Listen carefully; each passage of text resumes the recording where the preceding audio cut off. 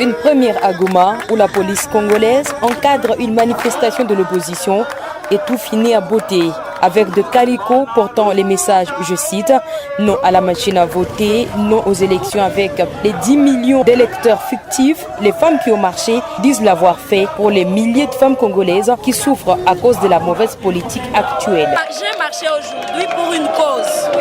Nous refusons la machine à voter qui est déjà truquée. Dans notre pays, c'est la femme qui souffre, c'est la femme qui est vulnérable.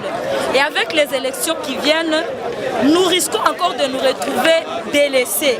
C'est pour cela que nous avons marché pour contester cette machine. Elle est déjà truquée. Nous voulons le fichier. Nous ne voulons pas la machine. J'ai marché en tant que Congolaise révoltée. Trop c'est trop, nous ne voulons pas de la machine à voter.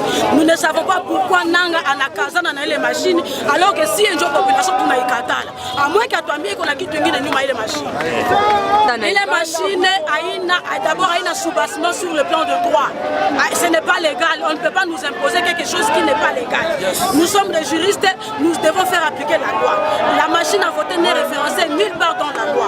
Alors on ne doit pas continuer à violenter la loi jusqu'à ce niveau. Nous disons non à tout ce qui est illégal.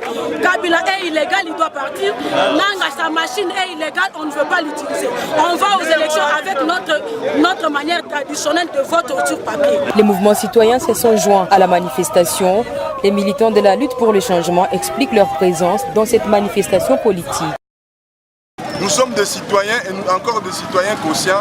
C'est de notre devoir de manifester quand il y a quelque chose qui ne marche pas dans le pays. Et c'est un devoir qui est un devoir des citoyens, un devoir de tout Congolais digne de soi. Les organisateurs de cette marche appellent donc la CENI au respect de ce calendrier. Jean-Baptiste Kassekwa dit que les opposants ne boycotteront jamais les élections de décembre 2018. Et respecter ce calendrier signifie tenue des élections le 23 décembre. Respect du calendrier signifie impression des bulletins du papier du 7 octobre au 15 novembre. Respect du calendrier signifie déploiement de ces bulletins du 16 novembre au 5 décembre de cette année. Au 23 décembre, nous voulons des élections transparentes, crédibles et nous sommes prêts. Les leaders de l'opposition l'ont réaffirmé hier à Pretoria pour dire nous ne boycotterons jamais ces élections, mais nous n'accepterons jamais que ces élections soient truquées.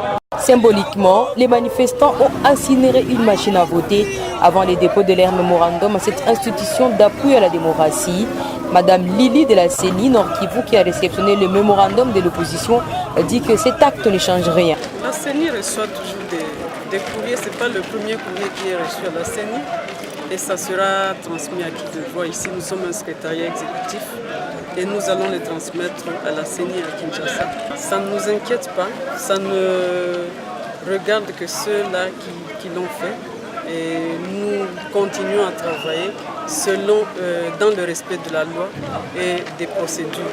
Après plus de 2 heures de marche de l'opposition à Goma, aucune bombe, aucun gaz lacrymogène n'a été tiré.